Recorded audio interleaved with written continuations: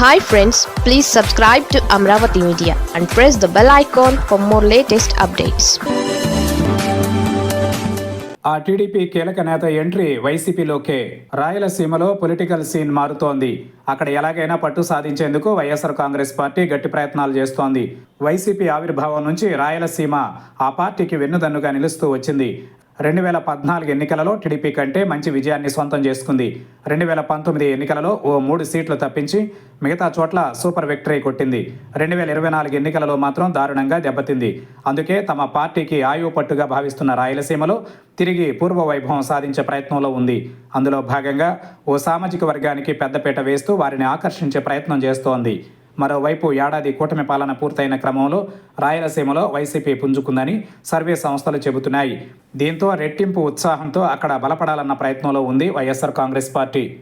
టీడీపీలోని అసంతృప్తి నేతలను వైఎస్ఆర్ కాంగ్రెస్ పార్టీలో చేర్చుకోవాలని చూస్తోంది. అందులో భాగంగా టీడీపీ ఆవిర్భావం నుంచి పనిచేసిన నేతలను టార్గెట్ చేసింది. వారికి రకరకాల ఆఫర్లను చూపి పార్టీలో చేర్చుకునే ప్రయత్నంలో ఉంది. ఇటీవల టీడీపీకి మాజీ ఎమ్మెల్యే సుగవాసి బాలసుబ్రహ్మణ్యం రాజీనామా చేసిన సంగతి తెలిసిందే. రాజంపేట అసెంబ్లీ నియోజకవర్గంలో టీడీపీలో నెలకొన్న వర్గ విభేదాలతో బాలసుబ్రహ్మణ్యం ఇటీవల టీడీపీకి రాజీనామా చేశారు.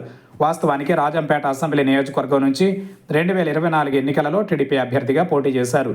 కానీ ఓటమి చవి చూశారు. ఓడిపోయిన తరువాత ఆయనకు ప్రాధాన్యం లేకుండా పోయింది.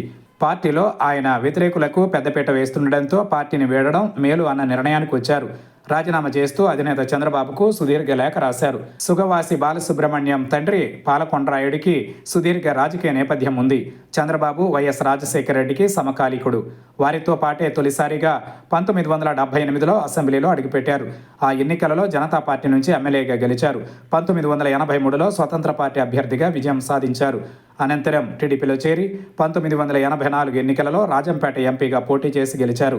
1999, 2004 ఎన్నికలలో సైతం విజయం సాధించారు. రాయచోటి నుంచి ఎమ్మెల్యే అయ్యారు. ఆయన వారసుడిగా పొలిటికల్ ఎంట్రీ ఇచ్చారు సుబ్రహ్మణ్యం. 2024 ఎన్నికలలో రాజంపేట నుంచి పోటీ చేసి ఓడిపోయారు.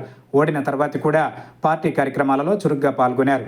అయితే మారిన రాజకీయ పరిస్థితుల నేపథ్యంలో సుబ్రహ్మణ్యం పార్టీకి రాజీనామా చేశారు. అయితే వైఎస్ఆర్ కాంగ్రెస్ పార్టీలో చేరిక నిర్ణయం తీసుకున్న తర్వాతే ఆయన రాజీనామా చేసినట్లు తెలుస్తోంది. మరోవైపు సుగవాసి బాలసుబ్రహ్మణ్యం వైఎస్ఆర్ కాంగ్రెస్ పార్టీలో చేరతారని పెద్ద ఎత్తున ప్రచారం నడుస్తోంది. ఆయన జగన్మోహన్ రెడ్డితో భేటీ అయ్యే అవకాశం ఉంది. అధికారికంగా పార్టీలో చేరతారని తెలుస్తోంది. వచ్చే ఎన్నికలలో ఎంపీ అభ్యర్థిగా ఆయనకు అవకాశం ఇస్తామని హామీ ఇచ్చినట్లు సమాచారం. మరోవైపు సుగవాసి బాలసుబ్రహ్మణ్యం బలమైన బలిజ సామాజిక వర్గానికి చెందిన నాయకుడు. అందుకే ఆయన కోసం జనసేన సైతం ప్రయత్నాలు చేస్తున్నట్లు తెలుస్తోంది. మరి ఆయన ఎటువైపు వెళతారో చూడాలి.